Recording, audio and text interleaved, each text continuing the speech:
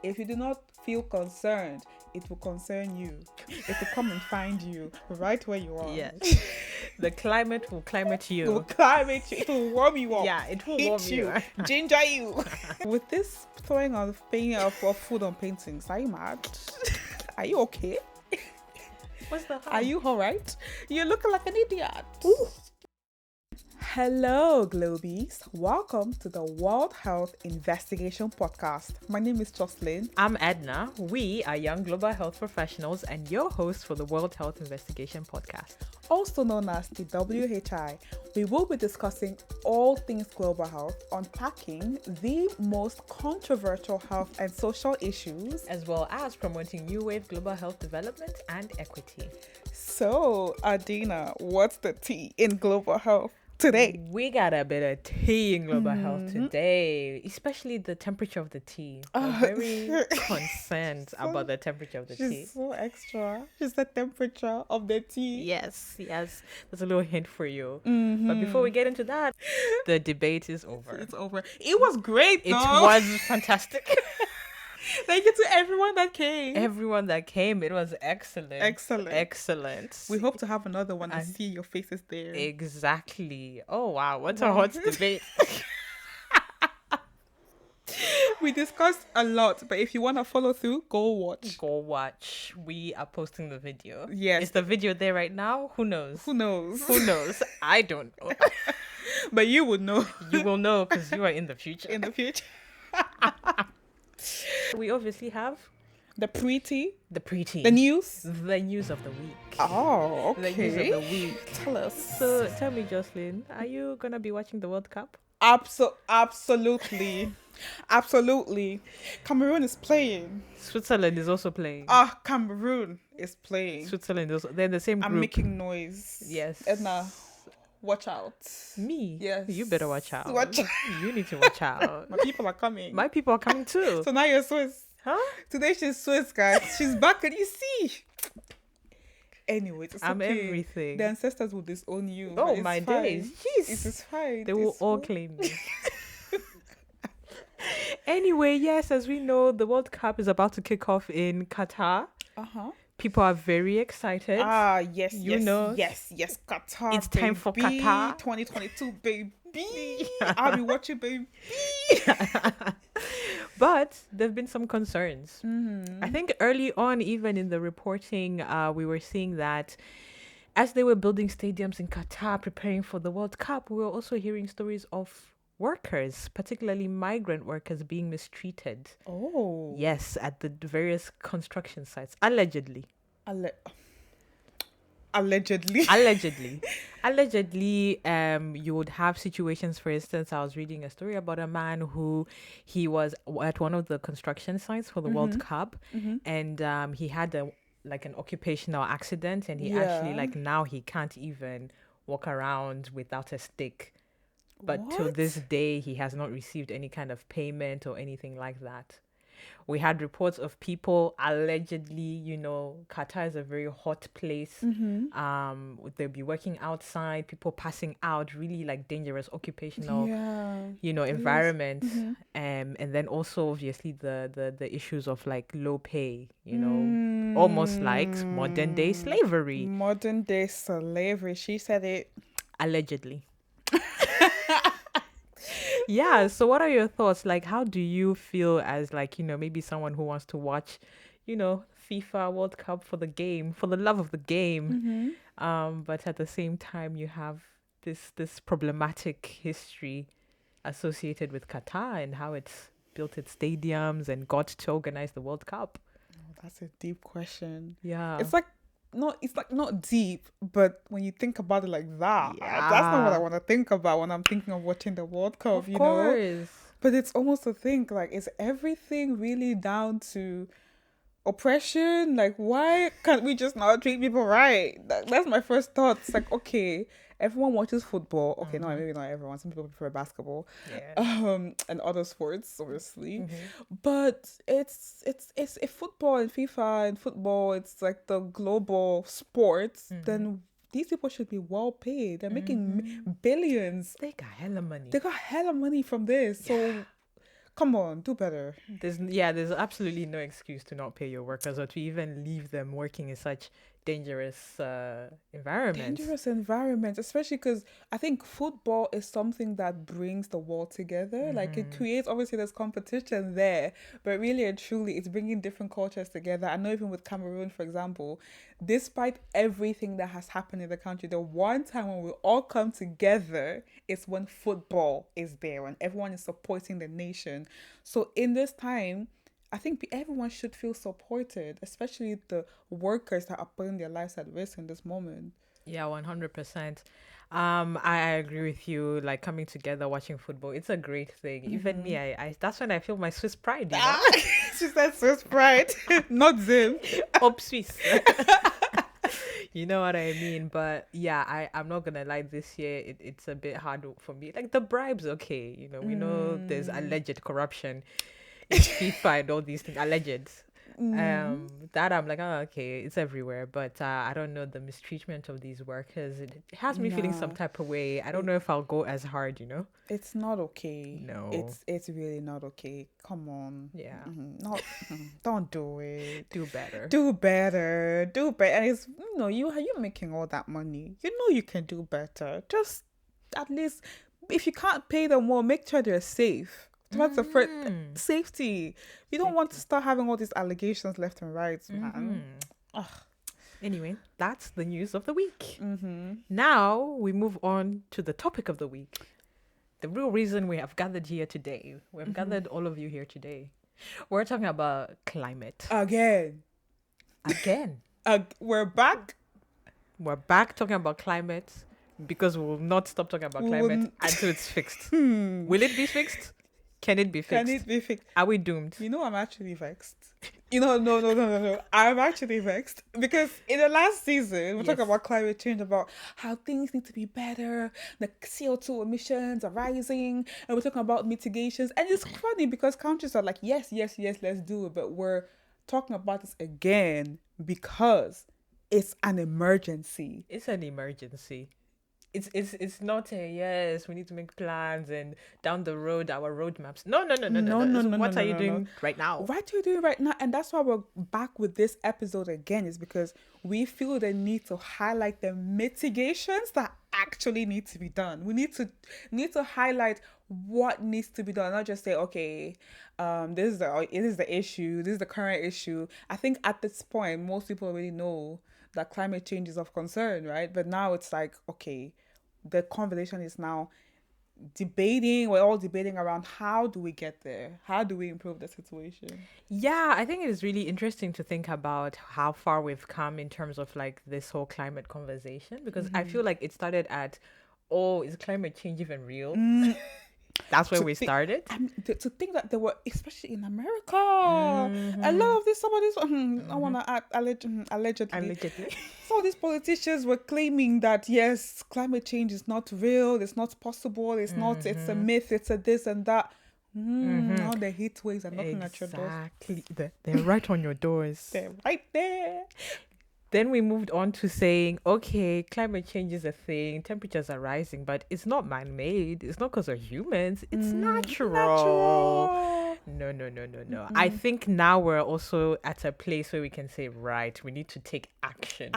We need to take action. We need to set priorities, and everyone needs to take it seriously. Because do you think we're starting to see it?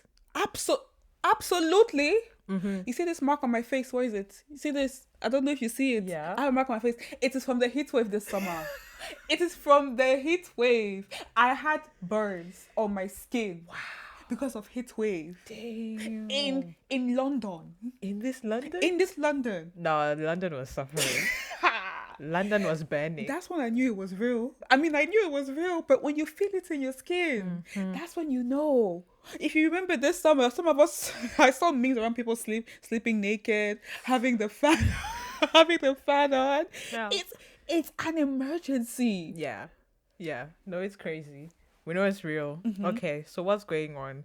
Today, I also want to make sure today we highlight, some of the good things that we're doing, because First. I personally also feel like the messaging for as long as I have been alive is we are doomed, we're in danger, the polar bears are dying, the ice caps, they are melting, fire everywhere, apocalypse, Armageddon, it's the end of us. 2030 is the end, and I was like, 2030, I'll only be 31. What? And I'm sorry, yeah. I know you want to have positive messaging, but I'm actually scared. Okay. I'm actually scared. I think it's fine, but to be honest, I'm like, yes, it's important to acknowledge, but I feel like everyone understands it right now. Like, I think everyone acknowledges that it's a problem. Yeah. The steps are not being taken quickly enough, but we understand it's a problem. It's a problem. And it gives me, like you're saying, it gives a bit of anxiety. It gives anxiety. I even saw this term, echo anxiety. I came across it today. And I'm like, okay, we get it. It's bad. Fast. We do.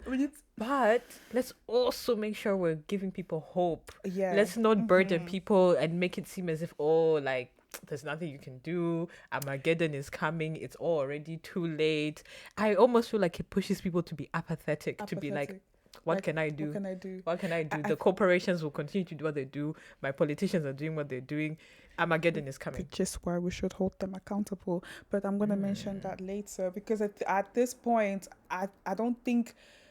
I mean, there's stuff that we can do on an individual level, which was highlighted in that episode in season 1. We've highlighted all those things we can do in our personal lives.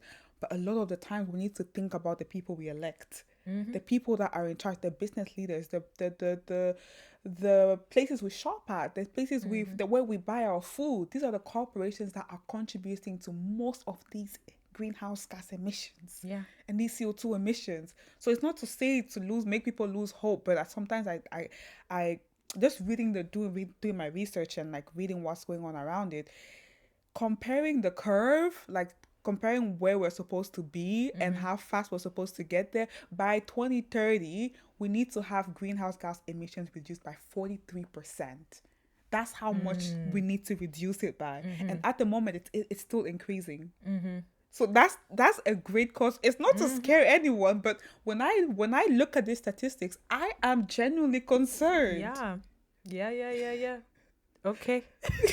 I'm sorry. I am genuinely concerned because it's not to blame. It's not to make people lose hope, but people need to almost become not angry, but we need to feel that emotion to say, okay, we need to really, really start saying, we need to put an end to this and ensure that if everyone comes together and says that these corporations will be held accountable, especially the big ones in the big countries, the US has contributed to these emissions over years and years and years. I think at the moment it's India and China as well. Obviously, we can't point figures left and right. It's a collective effort, right?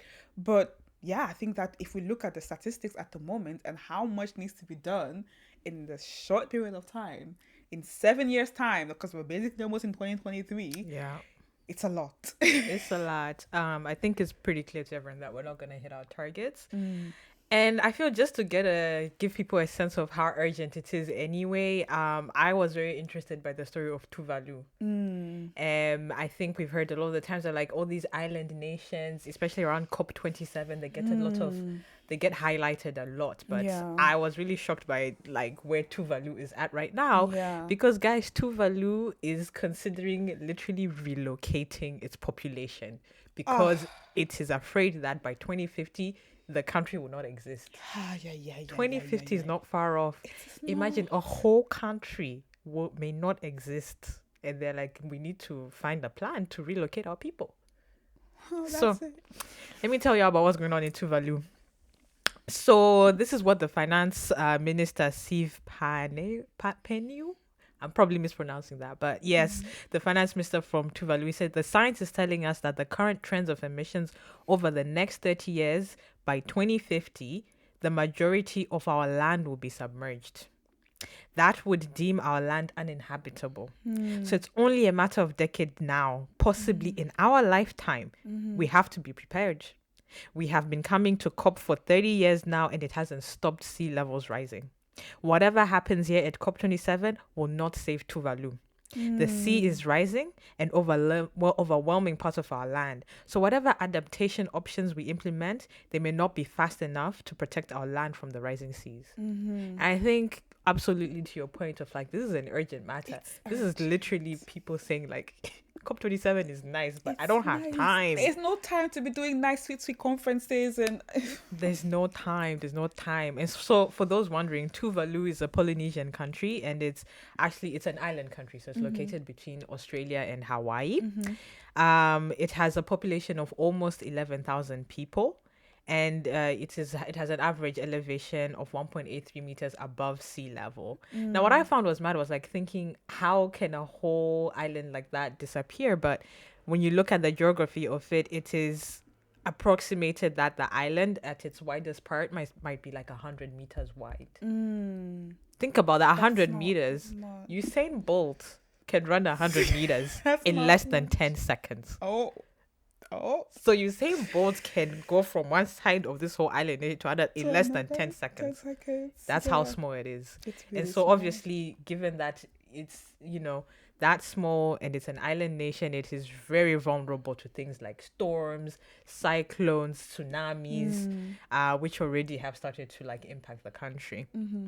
So in their strategic plan, they are trying to guarantee the safety and sovereignty of their country. And part of that, they want to determine the point at which, they will have to migrate their whole population. Like, at which point will they have to do that? They have to estimate the cost of the whole relocation. They're developing a whole resettlement plan, and they've been in discussions with, for example, New Zealand and Australia, which are nearby, about whether they could, take on the Tuvaluans that would be displaced. Yeah. The parts that I also found interesting, but also heartbreaking, What? were that they were considering, ways to preserve their culture as well. Oh. So part of their plan also involves a heritage project that will like capture the uniqueness of Tuvalu's culture, traditions, using multimedia things. So they'll record all their dances, songs, interviews with people so that future generations can learn about the culture and traditions. They have a whole digital transformation pillar, which seeks to digitize all of their records, their heritage, any citizenship, and just any IT to help them record anything they have paper-based. So that's the position Tuvalu is in right now. They're like potentially like our not potentially, our home will be wiped out. That is heartbreaking. Imagine. That is heartbreaking because imagine I'm from Cameroon. I can't imagine my country, my people being completely moved. Like, now I'm moving to a different country, losing that culture. Like, imagine you where you're from right now. You could be from, I don't know, Switzerland or from France or from anywhere across the world, and your country exists no more. No more. No more. You just have to be spread out. You just And have to that's be the spread thing. There's out. no guarantee of who's gonna take you, what will happen. And my first question is, who do you think should pay for Tuvalu's relocation? Who should pay? Who should help them? Who do you think should help them? The whole world? Yes, Should we all start a fund for countries like Tuvalu? absolutely. Everyone in the world. Not everyone. I don't think it should be. It must be everyone. Mandatory for everyone. No, but Low-income countries? no. Don't come at me. Huh? No. I wouldn't say like low. I would encourage just from a place of just relatability. I mean, it could happen to you, to help, but I'm thinking I don't think we should necessarily put the burden on low and middle income countries. I do think that the countries that have the capacity to help should do it. Like, we should highly recommend it, highly encourage it, because it could be anyone. And when I say anyone, I mean, we sometimes associate climate disasters or like natural disasters in countries in the tropics or like really, really far away. But we've seen, especially in the recent years, like what happened in Germany with the floods, in even the flood that we mentioned in Nigeria recently, the heat waves in Pakistan, the heat waves that we've experienced in across Europe. There's been many deaths. I've worked with mortality reports on many deaths. But then my thing is, we should not assume that it's not going to come to you. Don't assume that it won't come to you, it won't come to your country, because it really could. So when I hear about this, I'm just thinking it is heartbreaking. I really do hope that there is a way for them to still um, preserve that culture, preserve that I don't know, nationality, like even like stay keep track of it. But it's hard. I can't imagine that happening Yeah. in my country. Yeah, exactly. It seems so unreal, but this is the reality that many people are facing, many countries are facing right now. Not extinction, but just being wiped off the map. The other thing for me, I personally would say I agree with you. I don't think, for example, the burden should be put on low and middle income countries. Specifically, I think we can try at least find a way to do it like proportionally. At least if you look at the countries that are the biggest emitters, at least get them to contribute more, like you're saying, countries that are capable. At the very least, I think other countries, even if you're low income or what it may be, perhaps it doesn't have to be in the form of financial aid. It could just be in the form of just accepting climate refugees. Climate refugees. That could just be another option. I believe we're having more and more climate refugees. Yeah. Nah, guys, it's getting serious. And then my next question is like, do you think us as globies, we should care? I work in global health. What do I care about the sun and all that? The sun and all of that. The sun is hot. It will always be hot. It will always be hot. Yeah. Ha. If that is the things I've been saying, I've been screaming. It's like it enters through one ear, it goes out through the other. Yeah. We should care. Yeah. We absolutely should care. Like aside from the whole One Health perspective. No, please. Let's break down One Health for the peoples. One Health, the understanding that health is not just about your human beings. Your human being, like as a human being and your biology and physiology. It includes a whole ecosystem, animals and plants and the ocean and rivers and the atmosphere. Everything. So even with if we don't take care of the current climate change issue, if we have more floods, that could mean more and more diseases. That breaks down the infrastructure. If you had heat waves, what does that mean? More excess mortality in your country. If you have, I don't know, the icing or even Mount Kilimanjaro. I remember I grew up in Tanzania. The Mount Kilimanjaro, where I grew up around, it has a lot of the ice has been melting at the top. It's been melting. It's been predicted that we might have an eruption, but anyways, I don't know. But there are concerns everywhere, so it is a concern for everybody. If you do not feel concerned, it will concern you. It will come and find you right where you are. Yes. The climate will climate you. It will climate you. It will warm you up. Yeah, it will warm you. Ginger you. Yeah. And so I would also say beyond that, let us not forget that the healthcare industry and sector is also a culprit. Our hands are not clean. Healthcare also does contribute to yearly carbon emissions and greenhouse gas emissions. So I think we said this statistic last time, but I think it's always shocking and interesting to highlight that if healthcare was a country, it would be the 5th largest emitter of greenhouse gases. Imagine the 5th largest emitter in the whole world. And just to give you examples, for example, in 2017, the NHS was estimated to contribute around 6.3% of the UK's climate footprint. And you find something similar in Australia, where Australia's healthcare system accounted for 7% of its climate footprint. And in Canada, healthcare contributed 5% of Canada's footprint. So yeah, healthcare is also involved. We are also involved in this. We are also the problem. We too are the problem.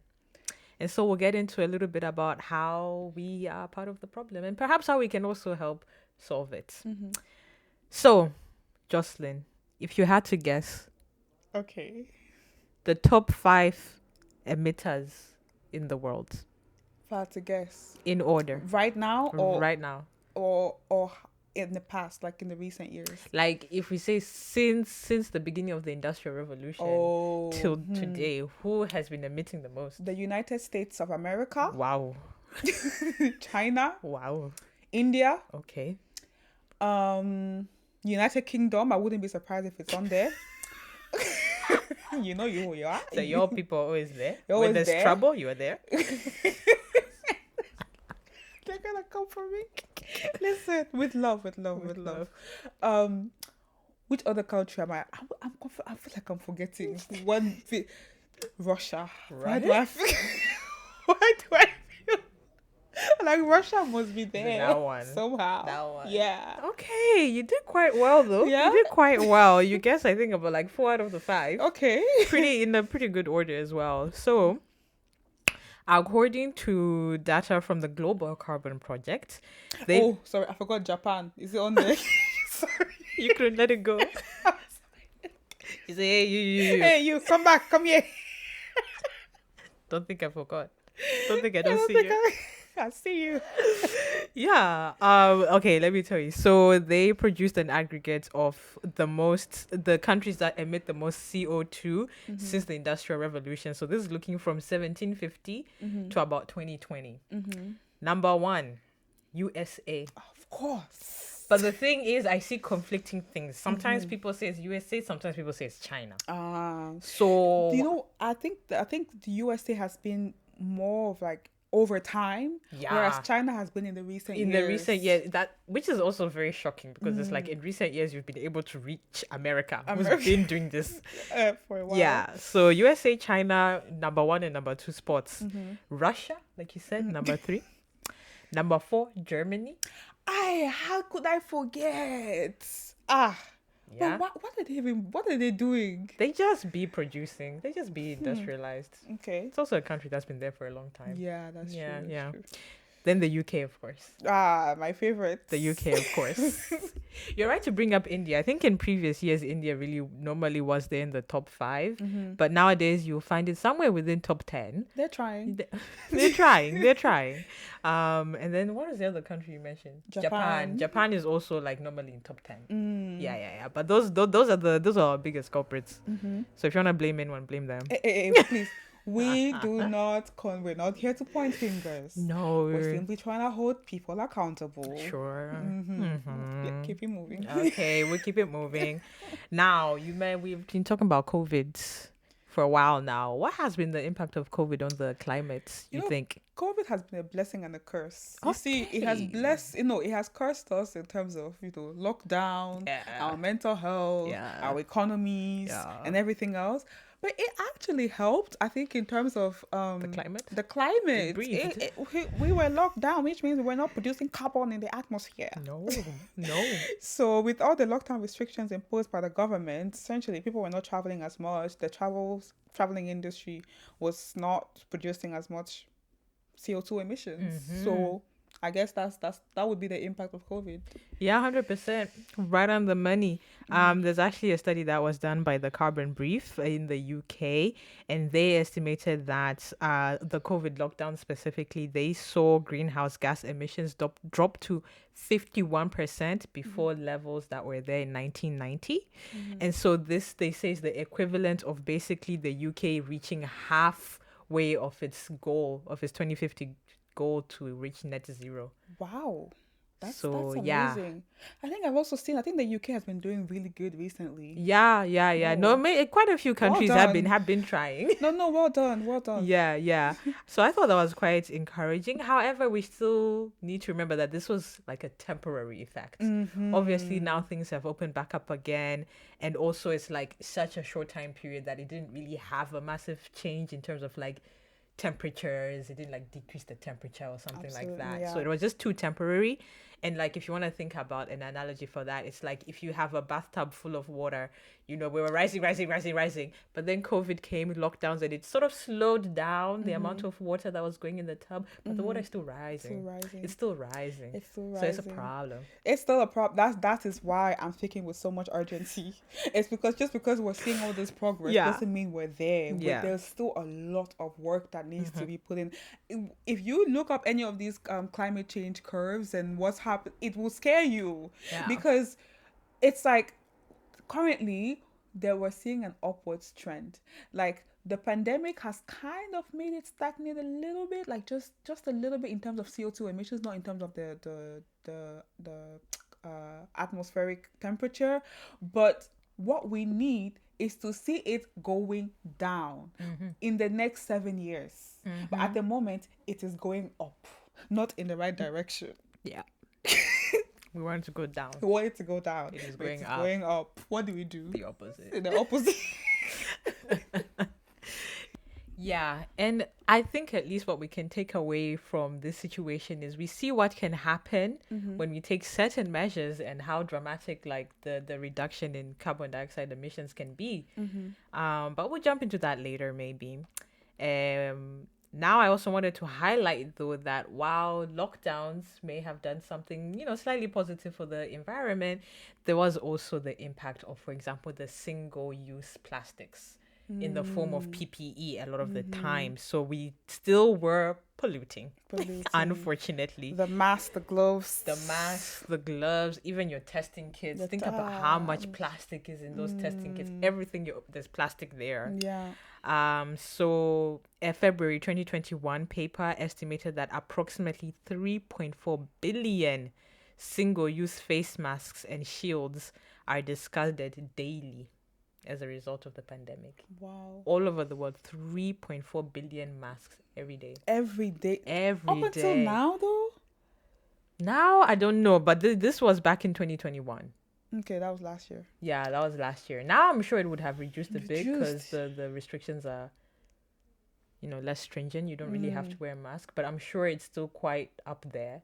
Yeah. Yeah. It's still that's still very high, though. Yeah. Crazy high. Yeah. Do you have hope? Yes, I do. Despite my eco anxiety, I do have hope. I do have hope because I do think, however, that as much as countries are making promises, and they do have that intention. Like I see that which is a really good. That's one step that we were not here like around 5-10 years ago. This the discussion was, is climate change even real? Imagine. That was the topic of discussion. So I have hope now. We're all on the same page that yes, climate change is real. Most of us can agree that. I mean, majority of the world can agree that. Now it's about how do we get there. My concern is that if we're not careful about our plans, our actual mitigation plans, then we might not get there. It doesn't mean it's not possible. It simply means it will actually require collective action. It will require, I don't know, like some implementation plans. We're going to get into what that means in practice, but it really needs to, like, cause I remember I saw a report from the UN Secretary General saying that that some of these business leaders and political leaders are lying. Like they're saying that, oh, we want to do this. This is our plan. This is what we want to do. They've most countries have agreed that they want to become green, like evergreen, greenhouse friendly, etc. They've all agreed that. But when it comes to producing their annual reports, they've had to start producing annual reports from 2020. And from what we've seen in the reports from 2020 up until now, in 2022, it's that some of them are not doing what they say they will do. No. So he literally said, just admit you're lying. Admit you're lying. That's what I mean. We're not here to promote greenwashing. Like some of these, there has been critiques around some of the business leaders and the political leaders greenwashing, basically pretending or like performing and acting like eco-friendly, like they're doing their job. But when in reality, when you look at the statistics and what has actually been done, it is it's barely reaching the bare minimum. Yeah. That's what my concern is. Yeah, I think you're right. And even on this issue of holding each other accountable, I think it's great for the Director General, what's his name, Guterres, to come out with such a statement, a really strong statement.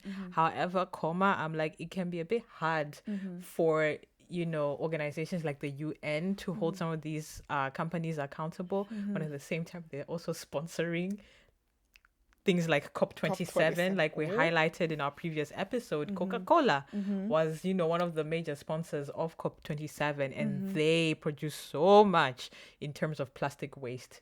So then it's like, how can, like, it puts the UN in a very sticky position when it comes to holding those companies accountable, accountable. to be honest.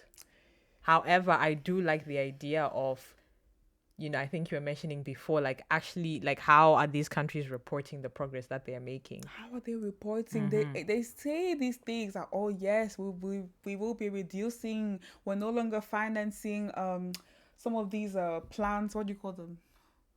You know, the plants that I'll just call them the plants that produce a lot of carbon dioxide. Or like And coal the plants, like coal, fossil there we fuel go, plants fossil and fuel stuff. plants. Yeah. They would say things like we're no longer financing those, we're no longer doing that, which is great. Some of them have actually flowed through. I know Denmark and Sweden are doing quite well. They've made a lot of effort. The UK recently has been doing quite well. But that is the bare minimum. Yeah. I hate to admit it, that is the bare minimum. And I feel like the moment that every country really feels concerned and these leaders, like more on each national level, holds their companies accountable, because it's very difficult, as you said, for the UN to hold countries accountable, because what can the UN what can the UN do? Yeah.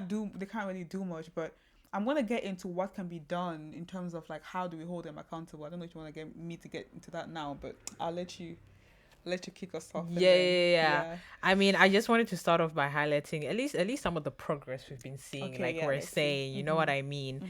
Mhm. Just so y'all don't feel like it's been hopeless. All our efforts, all our recycling, Yeah, which is all our good. campaigning and shouting, Campaigning. it Mhm. hasn't been worthless. So, Mhm. like you were saying, coal burning, especially in developing countries such as India, has slowed down, or it Mhm. has, sort of stagnated, Mhm. leveled off, and it is going down like a lot in the UK and the USA as well. Mhm. So, for example, since 2015, and 2015 is around the time the Paris Agreement was signed. Mhm. So, a lot of countries made commitments then as well. Mhm. And what we've seen is actually since 2015, 3/4 of planned coal plants have been cancelled. So Mhm. ones that were already meant to be built, but they were like, no, no, let's cancel the plans. Yeah. And 44 countries in the world have committed to building no more. Now, like you're saying, they Yeah. report that, but do we know if they've done it? Eh, Question. question mark. In the last decade, wind energy has gotten 3 times cheaper. Mhm. Solar electricity is now 10 times cheaper. I don't know Mhm. about how it is in Cameroon, but I feel like in Zim, I'm hearing more and more people literally putting solar panels on their houses. Okay. Yeah, a lot of That's people have, good. like, so many houses. You go back home now, they have solar panels. Mhm. Emissions are no longer necessarily coupled to economic growth, which Mhm. I think is a really good sign. Because if you remember, a huge debate was about how whether it's fair to impose certain climate change mitigation measures on countries that are still developing and industrializing, Mhm. given that all the richer countries got their chance and They now got they're their coming in and saying, chance. nah, you can't do that. Mhm. But what we're seeing is, for example, Czech Republic is reported that their emissions dropped by 13%, while Mhm. their GDP was growing at the same time by 27%. Mhm. France reduced their CO2 emissions by 14%, while Mhm. their GDP increased by 15%. Mhm. And we've been seeing some trends as well in Romania. So Mhm. it's not the end of the world. Mhm. Even our faves, America, America, they have the largest economy on in the In the world, world. and they have decreased emissions by 4%, while their GDP grew by 26%. Oh, how lovely. So things are happening, Yeah. things are happening. And Mhm. then when it comes to innovation as well, I wonder if you came across anything really cool, but these are just some of the cool things I came across. Mhm. So when we're talking about PPE, for example, Mhm. there are some engineers at the Royal Melbourne Institute of Technology that found a way of like incorporating waste like PPE, Mhm. gloves, masks, and all these things. Mhm. They actually can incorporate them into concrete Mhm. and reinforce it so that it's stronger. Mhm. So it's actually a way of like reusing some of like that PPE waste, Wow, which I that's thought was good. like excellent. That was Excellent. super cool. Yeah. Um, Carbon capture and storage, that's Mhm. becoming very popular as well. Mhm. It's not as well developed, but it is possible. So that Mhm. involves actually capturing carbon dioxide, Mhm. uh, either at the source of the emission or directly from the atmosphere itself, and then you sort of bury it like deep underground, like deep Mhm. down. Mhm. But obviously, like I'm saying, it's not as well developed, and there could be potential problems like once it's down there underground, like what's gonna happen? Is it gonna make something else worse? Something else. Like how do you monitor it and such things? But countries like, you know, our typical Sweden's, they're like investing in this, and already Norway as well, I think, already, you know, using some of these technologies, which is great. Then now I have my last question, which is, you know, we are seeing a lot of progress. Do you think some of our activism and our shouting has been very effective? Do you think this has helped? Do you want to elaborate? Because I know what you're trying to ask me, but I want to make sure that I know exactly what you're trying to No, ask I me. just, you know, we've heard of like Extinction Rebellion. We've been having so many eco activists. Yes. Such as recently, I think we posted on our page. Yes.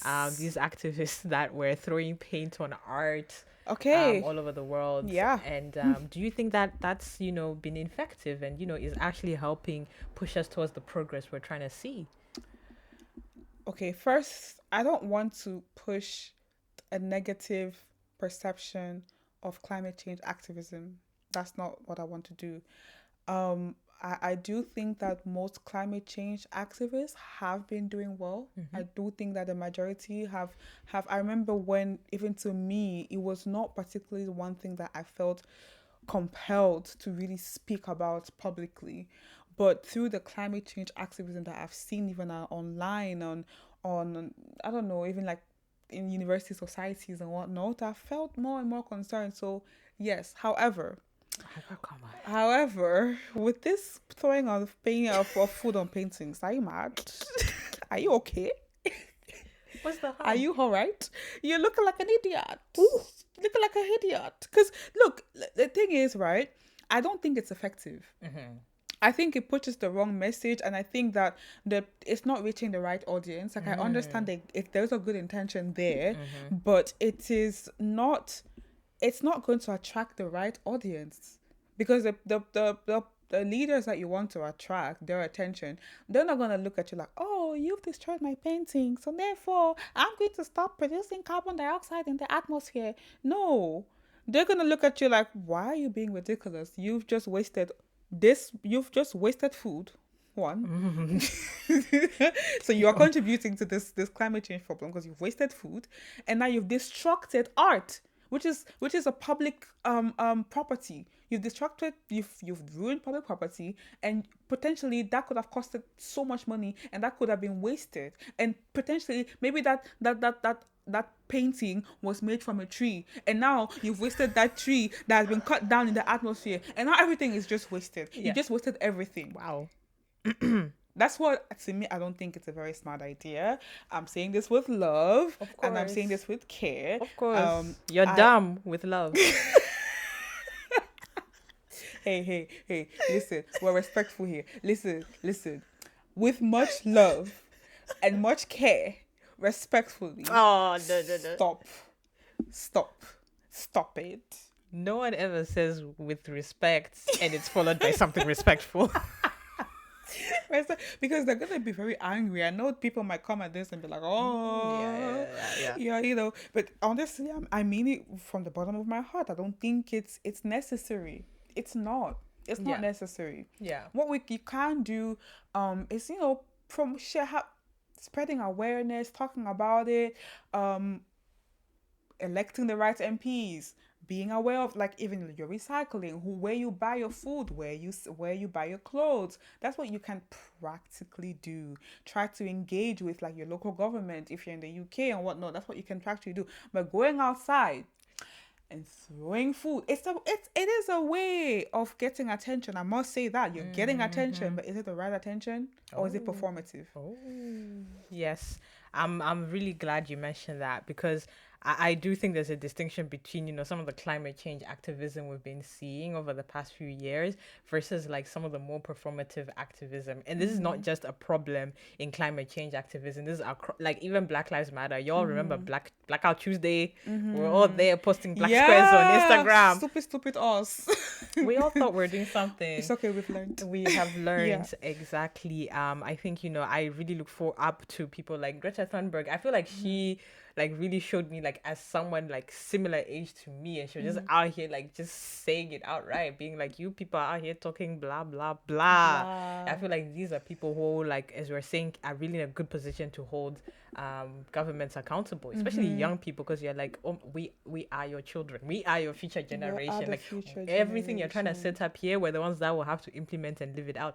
What if there's no planet? What will I do then? You know what I mean? That's a good Then, when question. it comes to this performative activism, I agree with you. It gets a lot of attention. It does. Mm-hmm. Um, but I think even Trevor Noah pointed out, it's like you're putting more attention on the piece of art itself as well. Like now you have Yeah. people being like, oh, look at that painting. Now I'm looking at the painting, like, what did it even look like before? Exactly.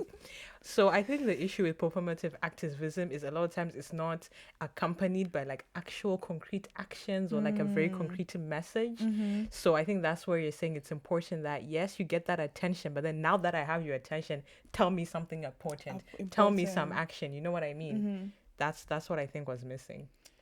Yeah, I think even if they did that, if assuming that they were to do that, maybe you know, maybe once you're throwing, maybe you can start spray painting the message that you want to send. You know, Yeah. maybe if you want, yeah, if you want to get that kind of attention, maybe Yeah. start spray painting with maybe stop using fossil fuels or Yeah. something, which they've probably already done, but Yeah. it's, it ain't happening. Yeah. Put up a QR code. Let me scan it and be like, oh, where does that go? You know? Yeah, or There's many something. things. Yeah. Something. So I guess that leads us on to thinking, what can we do better? What can we do What can better? we do better as world leaders, policymakers, young people, Mm-hmm. older people, Older people, regular everybody, people, people of the everybody, globe, people of the globe? because this globe is boiling. It's on fire. It's a little hot right It's a now. little hot. The planet is on fire. It's on fire. What can we do better? Yes, Jocelyn.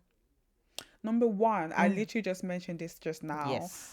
Selecting the right MPs. I think Amen. really, really pushing for Amen. that. I think Mm-hmm. leaders need to be. I think this is my prediction. Hey. The climate crisis is going to be the next biggest global health concern after this COVID pandemic. I think that's what we're pushing to now. Because look at the recent events that have happened in just even this year and last year. We're seeing more and more of these natural disasters. So I think Yeah. And I feel like we can't make the direct like link to say, oh, global health caused the COVID-19 pandemic. I mean, yes, we have the, hypothesis that there was a spillover event from animals to human beings. But this is something that is a concern and a result of climate change and people like encroaching on animal habitats, meaning that we're more in contact with certain animals and we can have more of these spillover events. So I think you are right. Whether you're looking into what is going to be the next pandemic, it could be, something that was made worse by climate change. yeah, no, I'm not. I don't know if there'll be another pandemic. Oh, please, I hope not. Ah, I Sam, no, not when I exist. I'm sorry, it's coming. Hey, I'm sorry. If there's one thing that's guaranteed, it's another pandemic. no, we can't live two pandemics now. We've already had HIV, we had COVID. HIV existed way before we were alive. I know, but our parents have seen it. Oh, twice. That's true. Fam. Ah. Oh, anyways, what can we do better? Well, Anyway, swiftly moving on. just moving on.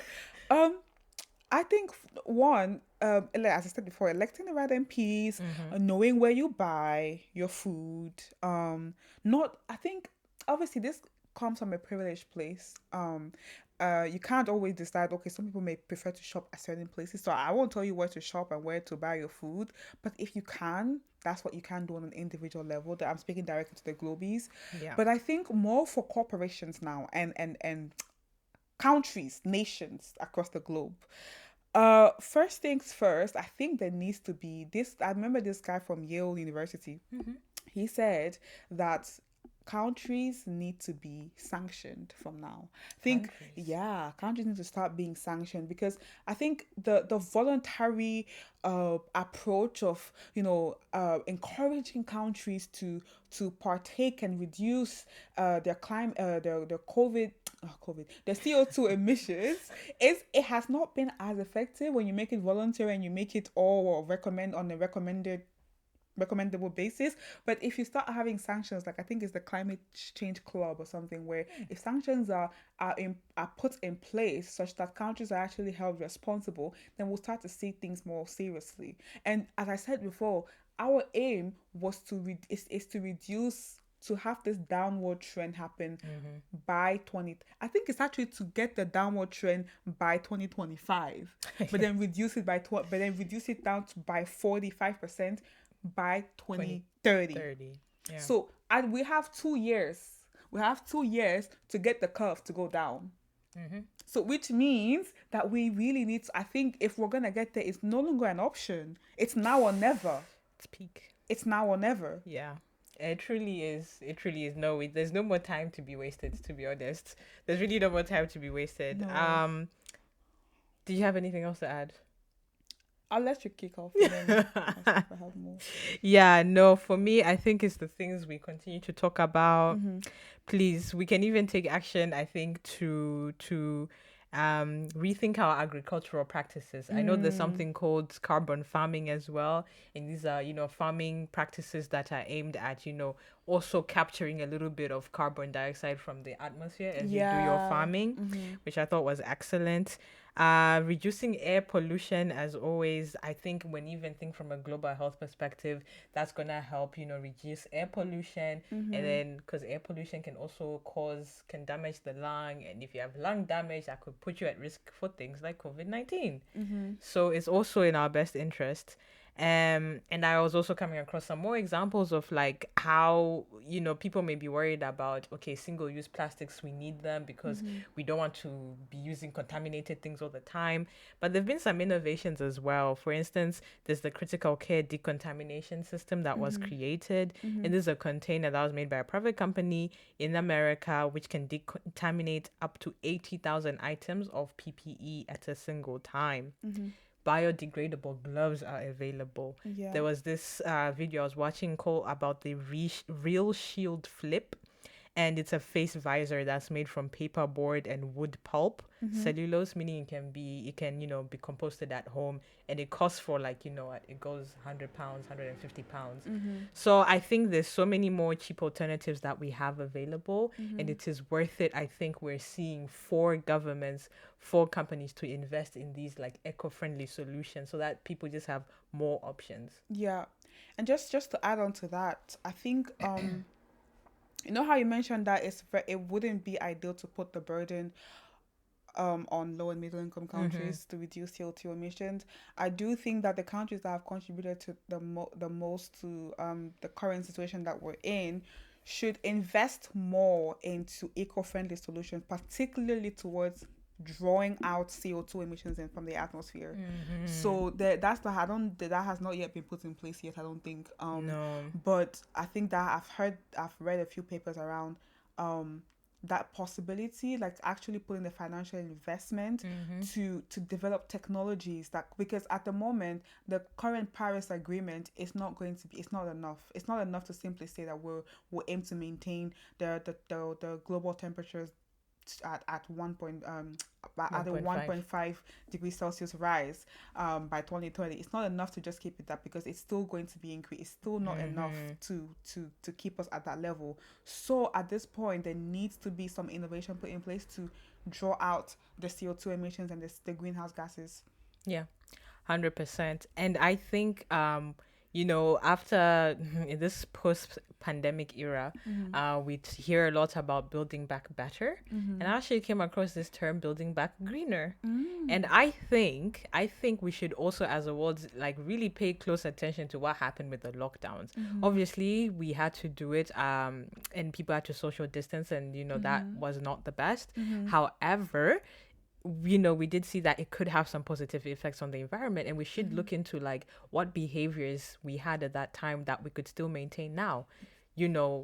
Work from home. I think it is widely accepted now that like work from home is very possible. People are not just lazing about at home. So employers, actually implement work at home policy. Don't force your employees to just come into work unnecessarily every single day. It's really not necessary. People using their cars every day. No. Yeah, obviously that's if your job does not require you to. Yeah, obviously if your job does. Yeah, even during lockdowns, I know some people still had to go into work physically. So yeah. And just going back to the point around what did you just said? Building back greener. But yeah, building back greener. I think with the lockdown restrictions, we saw that it was a drastic change in behavior that had to happen.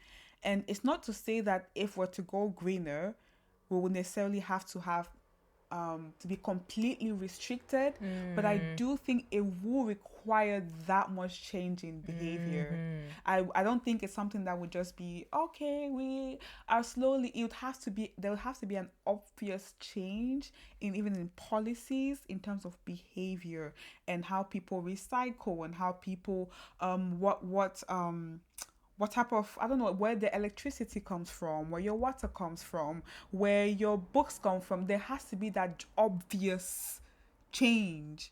Absolutely. And I think we should not undermine the impact that, all of us as personal actions and behaviors can have. Once, you accumulate them, they can make big impact. Like, I know I've been trying very hard these days to trying not to buy new clothes or repair the clothes that I already have. Or if I'm gonna buy something new, I try to go thrifting. Nowadays, there's a lot of options. You don't have to go into physical shops. There's online thrift stores. I've been also trying to do that. Going on a more plant-based diet, honestly. Even there's so many milk alternatives these days, and they're so widely available and at a cheap price. And there's even the second-hand charity shops as well. Or you're also helping the community, but also there's some really, not obviously some of them are they may not be your style, but every now and then if you do look around, there are a few charity shops that can offer fashionable clothes that are still eco-friendly. The tip someone gave me is go to the ones in the richer neighborhoods. Those have the nicest stuff, apparently. Cute stuff. Okay. I don't know if we have anything more to add. Not from I. We're angry and we need to take action urgently. It is now or never. Okay, so thank you everyone for joining us today. We are Young Global Health Professionals, and we've been your hosts for the World Health Investigation Podcast. Thank you so much for listening. Please follow us on our socials, on Instagram, Twitter, at WHI_podcast. We also have a TikTok account if you want our small banter. Because you can see we're clearly not normal people. No. Hello. So please. Speak for yourself. Carry on. It's okay, you're doing this podcast with me. So. You clearly lost your mind. I'm so comfortable. WHI_podcast on TikTok. Please go follow us. And we also have a LinkedIn page and a Facebook page called World Health Investigation. Go on there. We are also professional. We can keep it professional for the professionals. All the time. All the time. We give you both. We give you banter. Yes. Professionalism. Yes. What more do you want? And make sure to subscribe to our YouTube channel. Give us a like and make sure you turn on the notification bell. Ding, ding, ding. Ding. Thank you very much and have a lovely rest of the week. Bye. Bye.